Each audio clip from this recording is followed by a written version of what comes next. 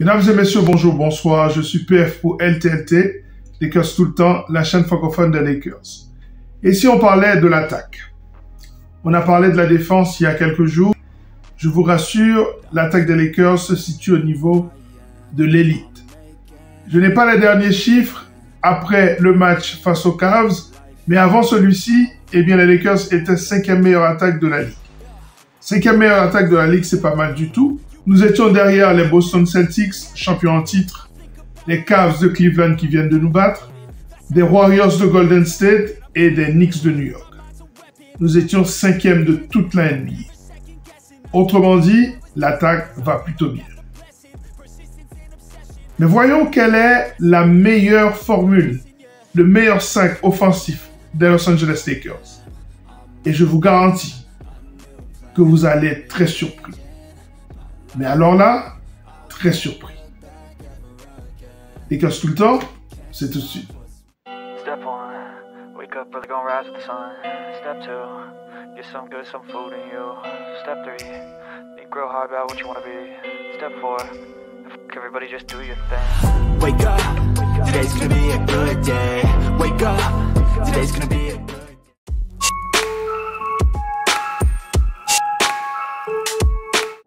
Si on me demandait quel est le meilleur 5 des Lakers au niveau offensif, sans hésiter, j'aurais dit sur le poste 1, D'Lo. Sur le poste 2, Reeves. Sur le poste 3, LeBron. Sur le poste 4, Rui Hachimura. Et en tant que 5, AD. Pas vous? Eh bien non, c'est pas le meilleur 5 offensif des Lakers.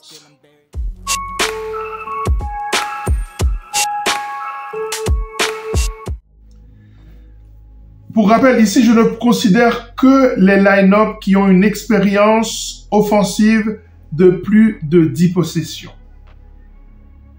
Il y a des aberrations sur 3-4 possessions que je ne prends pas en considération parce que ce n'est pas assez représentatif du vécu de l'équipe. Donc, ça ne sert à rien de les prendre. Ce sont des marges d'erreur qui vont venir fausser la réalité intrinsèque de l'équipe des Lakers. Donc, je considère l'expérience et le vécu collectif à partir de 10 possessions.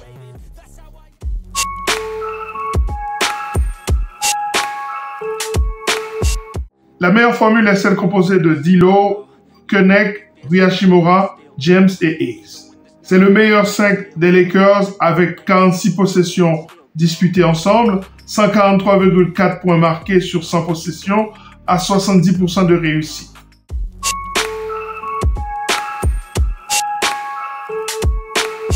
La deuxième meilleure formule, c'est celle qui a disputé 17 possessions. C'est celle composée de Gabe Vincent, Austin Reeves, Dalton Koenig, Rui Hachimura et Anthony Davis. 17 possessions donc, ramenées à une centaine de possessions, ça ferait 135,3 points inscrits par ce 5, à 52,8% de réussite. Et devinez quoi? Ce line-up n'a pas été utilisé lors du dernier match face aux Cavs. Comment je le sais? Parce que j'avais déjà fait ce travail avant le match des Cavs. Ce line-up avait une expérience de 17 possessions déjà. Il est resté à 17 possessions. Donc je vous dis que c'est l'une des formules les plus efficaces. Or, elle n'a pas été utilisée du tout lors du match face aux Cavs. Incroyable.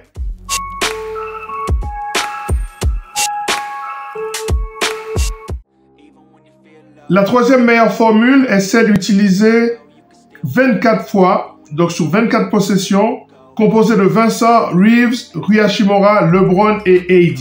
Ramené à une centaine de possessions, ça ferait 127,6 points par match, à 86,7% de réussite. Et devinez quoi? Ce line-up a été utilisé lors du dernier match face aux Cavs que durant 5 petites possessions. Donc, les formules gagnantes ne sont pas utilisées offensivement. Je ne comprends pas. Je ne sais pas si je dois mettre ça sur le compte de l'inexpérience du coach, mais en même temps, le staff, c'est un staff expérimenté. Donc, je ne comprends pas. Vraiment, ça me laisse perplexe. Et j'ai vérifié 2 fois pour être sûr de ce que je disais. Donc, un 5 qui fonctionne bien, n'a pas été utilisé du tout. Et celui-ci, qui fonctionne pas mal, n'a été utilisé que 5 fois. J'ai l'impression qu'on n'essaye pas de gagner les matchs, en fait.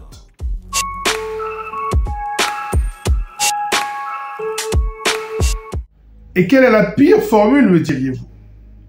Important à savoir, n'est-ce pas? Eh bien, la pire formule offensive des Lakers, pour plus de 10 possessions, encore une fois, c'est la formule composée de D'Lo, Vincent, Christie, LeBron et Hayes. Ce line-up a 15 possessions d'expérience depuis le début de la saison, pour 66,7 points inscrits pour 100 possessions, et un taux de réussite absolument calamiteux, 28,6% seulement.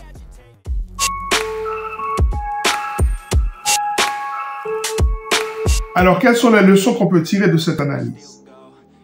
D'abord, il faut comprendre que le joueur le plus important offensivement, selon les statistiques, en tout cas, le joueur qui apparaît dans plus de 5 qui fonctionne bien, c'est Rui Hachimura. Et le deuxième, c'est Dalton Knecht. Et j'irai même plus loin. Le meilleur 5 depuis le début de la saison,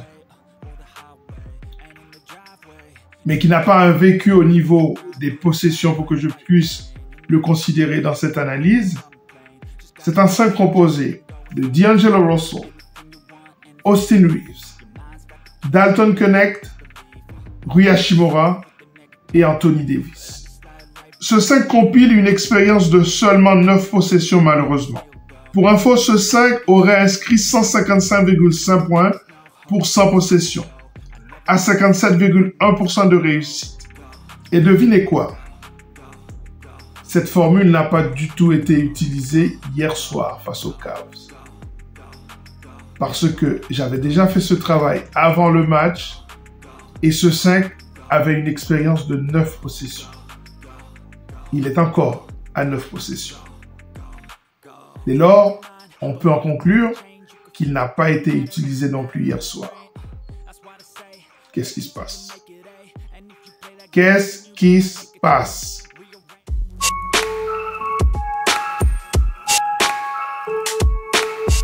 Et le 5 de base, me diriez-vous? Eh bien, figurez-vous que pour les line-up avec une expérience de plus de 10 possessions, le 5 de base arrive seulement en 4e position. Pour un total de 108 points inscrits par match par 100 possessions, à plus de 53% de réussite. C'est pas mal.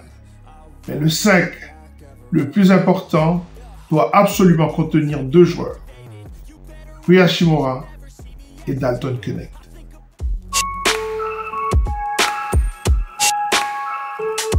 Voilà, ça est terminé pour cette émission spéciale Attaque.